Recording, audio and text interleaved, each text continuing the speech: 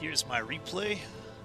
A Terran versus Zerg from the ladder against a Gold Leaguer. Of course, I'm Platinum. The odds favored me, and you'll see why. I don't think I take a bad trade this whole game. I absolutely destroy this player. We've got myself, Bob the Zerg. Put it on my camera. I'm just going to speed it up so you can see what I'm looking at. I'm just going to do a conventional build.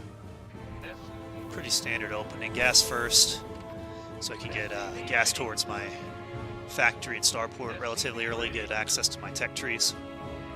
And a slow build up for Marines. It's a nice slow macro focus thing. I mean, you can defend most one base pressure with this. It can be a little risky. You're generally going to want to scout a little bit. Or at least have some walls. Walls in production, so you can react to things. It's not a super aggressive build. I get the bunker. We're just getting a little bit of everything. Teching up nice and slow. Taking a nice versatile approach. We're real flexible with this type of, this is considered standard play. This is a really flexible way to enter the game. Add-on operative. Drop this random mine.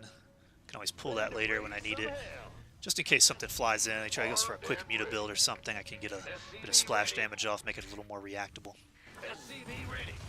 Oh, alright, slow it down, Let's rewind it here. I'm gonna play faster is actually how the speed the game plays at when I'm playing. So this is real time. You see that on the mini map? I say, what's this? That is a Nidus worm. That is a Zerg means of burrowing under the ground and attacking him. So he did try to rush me, but he did it in a cheeky way, attacking the back of my base.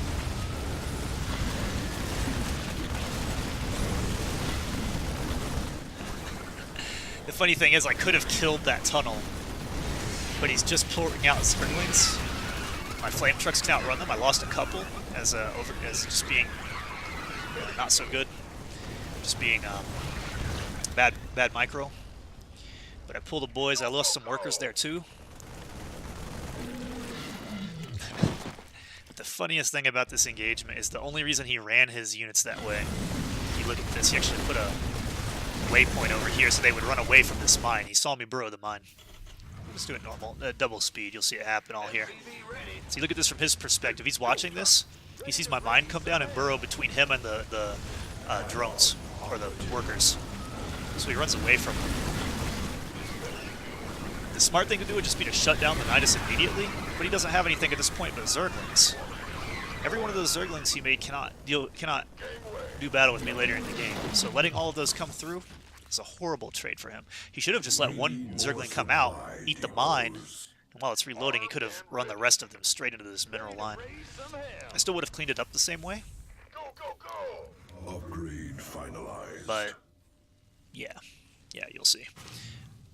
So we have it on my camera again. We're going faster speed, faster times 2.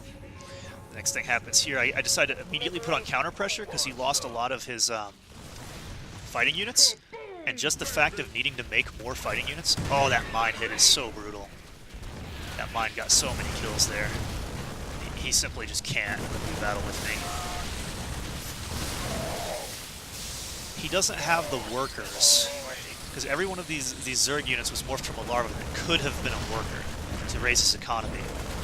He doesn't have the workers to be mining. But the thing about Terran is I'm making new battle units, and I am making workers simultaneously. This pressure that I put on him, this counter pressure, after those good trades, is enough to make the Zerg panic to the point where it's like, oh god, I need combat units, I need combat units, I need combat units.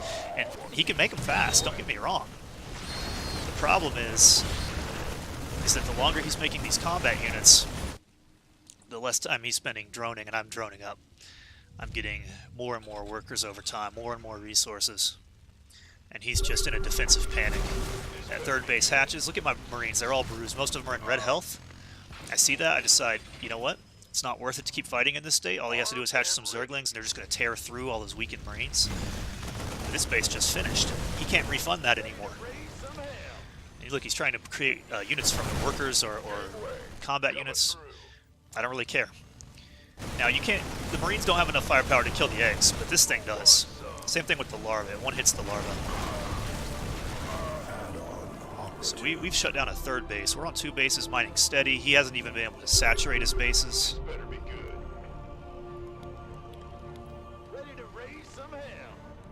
put it back on my camera. I'm worried about what's going on at home. I'm like, okay, sent out an expedition. I did exactly what I set out to do. Not trying to close the game out at this point. I probably could have. I probably could have just walked up there and kept attacking with everything, focused on keeping it alive. And that would have been game. But I decided we're going to get a little more tech. We're going to get a third base. The rule of StarCraft, a safe rule of StarCraft is when you're ahead, get more ahead. Don't think like, oh, I'm ahead, I got to win right now, or I'm ahead, I have to like destroy their base or keep their army dead. Because if you just get predictable and keep doubling down on the same attack, look at this. Look at this. I want to put this on his camera so you can just see how this is from his perspective. He's moving this attack across the map. This is about the time I see it, is with this Marauder in the tree. So he can't even fire back till he gets on the side of the tree line. Boom, look at this.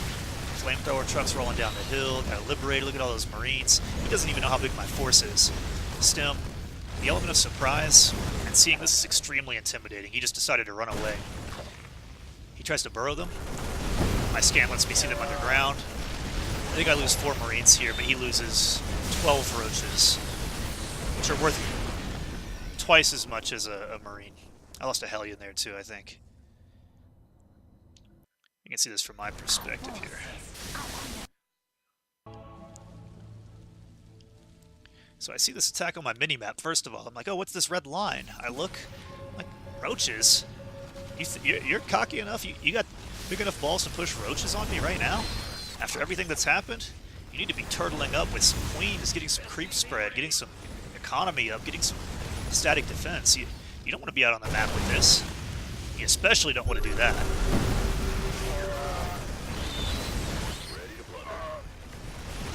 The worst part about this is everything he didn't manage to kill is going to get repaired or healed with the medevacs. So that was a really bad trade for him, like most of the ones this game. So again, it's when you're ahead, just get more ahead. This is what separates the higher leagues from the lower. So look at this push I'm coming out with. He pushed out some Roaches, lost those. He's on. I'm fine to just scout, lose some scouts, lose some...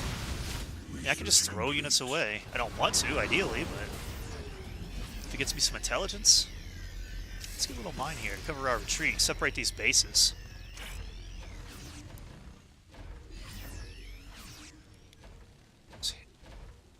I'm not even sure how I want to approach this, so I decided to look at what he's got. He's got Hydralisks. It's a little bit of a threat to my air units. Ready to blunder. A little easy Overlord pick off there, too. Bruising his Overlords. Look at this. Same cheeky shit he went for last time. Now, I overreact to this because I don't... Here's the thing to bear in mind. These, when they're building, have... I don't even think it tells you. They have like 6 armor. So Marines are shooting for like 6-7 damage. They're doing like 0 damage, 1 damage to this thing while it's underground. It has 200 health. It's regenerating.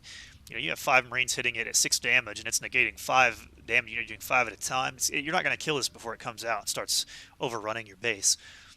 These guys, while not all that powerful, are hitting for 12 damage. So if they're negating 5 of that, I'm still hitting for 7.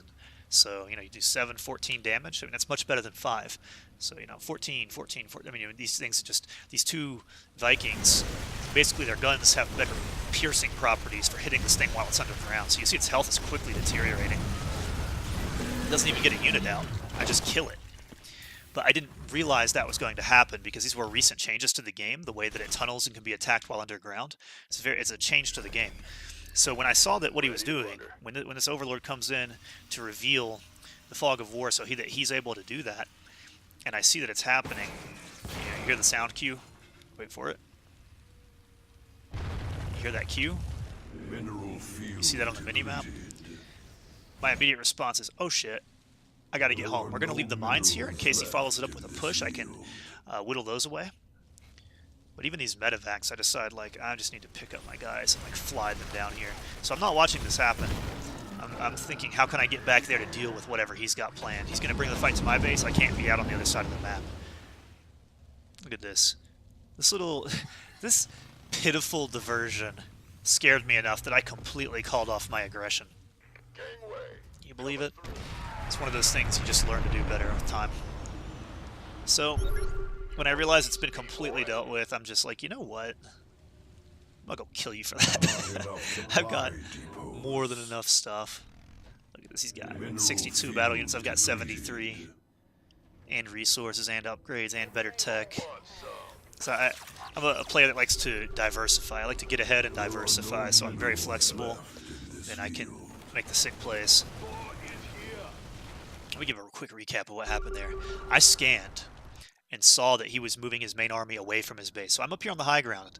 The idea being I'm going to see him before he sees me if he starts to move towards this. But I also want to see how big his army is, what if he's got any new tech, new units.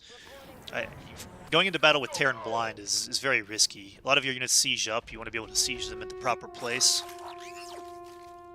So here we go. I'll put on my camera. You'll see my thought process here. Scan. What am I up against? Oh, he's moving out with a bunch of... I'm like, I should intercept it. Surprise. Wait, no. Those units fight well anywhere they are. This element of surprise isn't worth that much against those units. But I can sit up here on the high ground. These medevacs are fully loaded. He just moved out of his base. So I'm going to intercept him a little bit. I'm thinking about intercepting him, keeping a beat on him. But this is going to call him back to his base. He can't leave those units mid-map. So while he's thinking, oh, I got to get back to my base ASAP, what are we going to do? We're going to actually engage a little bit. Put a couple mines. Put this Liberator zone. Boom, Liberator shot. That was actually a really bad place for the Liberator. The Hydras walk around and just kill it. I give a bad move command to my guys at the base. So they're not being particularly effective. Those Zerglings are going to hatch and go clean it up. These mines get a pretty good value against the Hydras. But all in all, my attack kind of fizzles out. But I'm keeping him honest. I'm keeping him replacing these combat units while I'm on 3 bases now. And getting much better units to boot.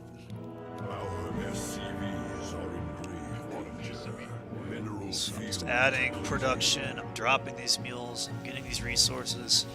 He's been very aggressive the whole game, and when a Zerg is very aggressive out the gate and has to continue defending and attacking, you know, they never really get their economy up. It's tricky. It doesn't take very long for them to do it if they find a downtime. If you give them, 2 minutes of breathing room, they can take a whole wave of larvae and turn it into workers and saturate a base. Yeah, I'm dropping Thors on him now. They don't have the means of... He doesn't have the means of tangling with me anymore. I've got super units. Like I said, I don't even stop. I stopped moving my whole army. I'm just chasing him down. And I think he realizes what's coming, that he has no chance. Because look at this. Put on view all. He's on 2 bases. Look at the mineral counts here. He's got 700 minerals there. There's normally like 8 fields of these. He's down to 4. This base, he's got nothing. I've already got these Liberators here. And these can just start denying mining on this base, the only good one. And then all this shows up. All this shows up. The siege tank and the mines start denying his ability to chase me, even if he does get an overpowering force. I'm just going to sit there bombing his shit from a distance. The mines are going to cover me. The Thors can drop on any sneaky plays he tries to make, and his afterburners help those move really fast. And I can just keep streaming these Marines. I mean, he has nothing. It was a slow victory, but it's death by 1,000 cuts. Eventually you just realize that they have this war machine. Your enemy just has this war machine and this massive army, and you just don't have anything left. Because you've been trading inefficiently, you've been prioritizing the wrong things. And that's GG.